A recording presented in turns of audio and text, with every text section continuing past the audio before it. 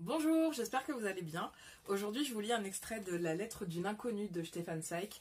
Donc, comme son nom l'indique, c'est l'histoire d'une lettre d'une inconnue. En fait, c'est un auteur à succès qui reçoit un jour une lettre, une grosse enveloppe.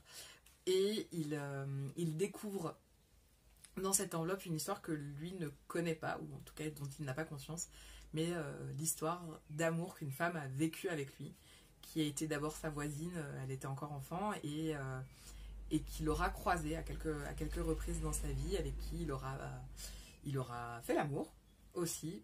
Évidemment, il ne s'en rappelle pas, car car ce n'est pas du tout un goujat, mais cette femme va lui raconter voilà, l'histoire qu'elle a vécue avec lui, sans qu'il le sache, la manière dont elle s'est donnée à lui, dont elle s'est sentie tout entière à lui, dit-elle à un moment du texte.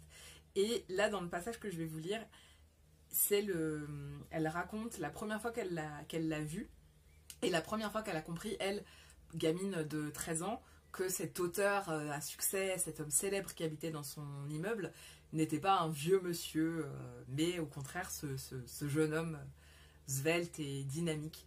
Et en décrivant ce moment où elle l'a croisé, elle décrit aussi une espèce de vérité absolue sur la personne. Et c'est en ça que je pense que ça peut être intéressant pour vous inspirer, pour écrire des vœux, pour écrire une lettre d'amour, parce que, en fait, au prétexte de raconter une anecdote, de raconter une rencontre, on peut arriver tout de suite à la description de cette vérité, de cette beauté qui fait que cette personne est la personne. Et du coup, ça peut être une petite astuce pour vous lancer dans l'écriture de vos vœux. Je vous lis le passage. Tu portais une saillante tenue de sport, brun clair, et de ton pas agile et juvénile, tu montais en courant l'escalier, en prenant les marches deux par deux.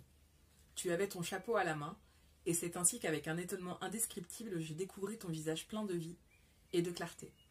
Ta chevelure d'adolescent. Véritablement, je tressaillis de surprise en voyant combien tu étais jeune, charmant, souple, svelte et élégant. Et ce n'est pas étonnant. Dès cette première seconde, j'éprouvais très nettement ce que tout le monde éprouve à ton aspect, ce que l'on sent d'une manière unique et avec une sorte de surprise. Il y a en toi deux hommes. Et c'est là que ça peut vous inspirer.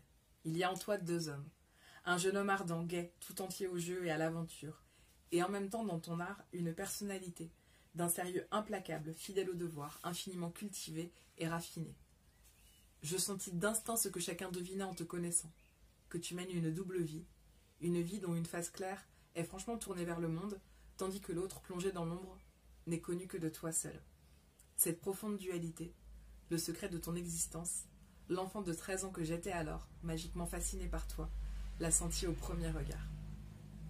C'est aussi ça tomber amoureux, c'est avoir accès à la vérité ultime de la personne qu'on aime. Je vous lirai d'autres extraits parce que cette lettre est vraiment très très belle. Et en attendant, je vous souhaite une très bonne journée, un bon week-end et je vous retrouve très bientôt pour une nouvelle lecture.